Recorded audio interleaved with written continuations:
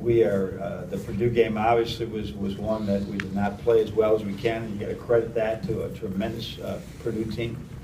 The good news is that we put 70 points on a pretty good defensive team. The bad news is our defense in the second half was just awful. And so as a result, you lose that game. So you all want your Caris report, right? Which it seems we've been having an injury report here for about 3 years. So the injury report is less pain every day, less yesterday. We elected not to have him still practice yesterday because let the healing try to complete itself. I'm not optimistic about tomorrow. The longer it goes, the more he's going to need 2 or 3 days of practice, or he won't be ready, or we could risk further injury. So that's what I got to say, and that's all I prefer to say. So if you ask me anything more, I already said it. And I said it well, too. I said it was well said. Jacob wants to say. Yes, Jacob. Anything that doesn't ask a question about Caris? Maryland seems like a team that can kind of hurt you in a lot of ways. They have, guards, Trimble, 2 miles, and some pretty capable bigs too.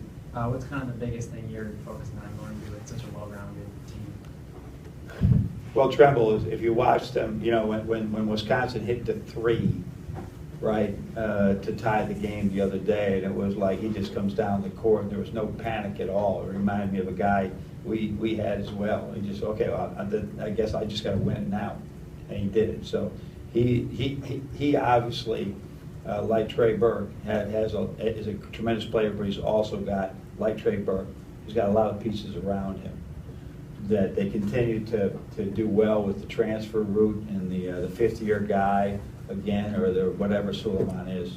And so it is it's a challenge because once again they're going to have a much more experienced team than us, and we're trying to get there, but we just can't get there. Chris? What's Derek's role in Caris' absence? Do you think he's got another gear yet that he can give you? Absolutely, absolutely, and that we're encouraging that. I mean, just look at his shooting numbers right now. As far as a point guard, I mean, his shooting numbers. So we want him to, where he's always been a pass-first point guard. That's not a bad thing, but he's got to. He's the way he's shooting the ball, whether it's off the dribble, good game, bad game. He makes shots, and we want him to take shots because he's pretty good at making them. You think there are times he's hesitant to do that? Yeah, without question. Yeah. Without question, and that's a tough thing to figure out. Sometimes there's some guys you can't tell them that they think every shot's a good shot. Measure himself a little bit, and that's with me and him and everybody. We got to encourage him to shoot it when he's open, pass it when he's not.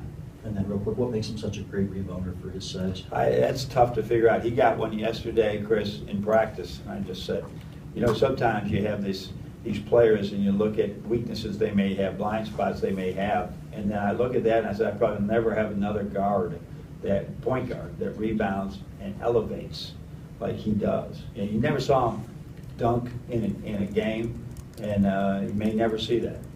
But as for some of his rebounds, were ones that were way above the rim. So he can jump off 2 feet really well. That's helpful.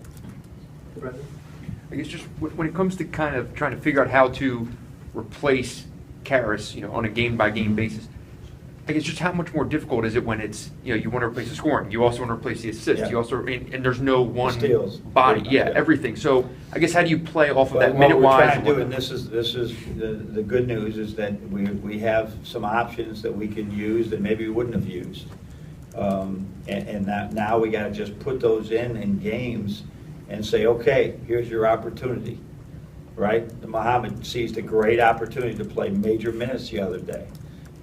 Mark and DJ both had some great opportunities, and I'm confident they can play better. They can shoot from the outside. All these things that you might not had to go to, right? You go to, and every time they're going to get. Our hope is every time they're going to get a little bit better. And I guess just to kind of follow that, when the offense is kind of maybe getting a little stagnant or whatever, you kind of desperately need someone to get the ball and go. Obviously, Muhammad can give that to you, but do you want him to be the guy in late in the game that kind of takes over? In that game, he was a guy that we felt, whether it's matchup related, whether it's just he's feeling it. In that game, we were trying to get him to be in more of a ball handling, decision making process. And his decision was, here, try and stop this, and he did real well with it. So it just, like I said, that 25 points off of him. I mean, he came out of the summer with an injured hamstring, and I mean, he was on the scout team the first week because he'd come out of the summer with this nagging hamstring and hadn't been able to put in the time. And he just went, wow, he just, right now, he's diving on the floor, he's doing all the things that you sort of expect from a sophomore, but that wasn't indigenous to him coming in, of defending and doing some of the things he's doing right now. Now, as he increases his court awareness and we put him in more ball screen, we have high expectations. Chris?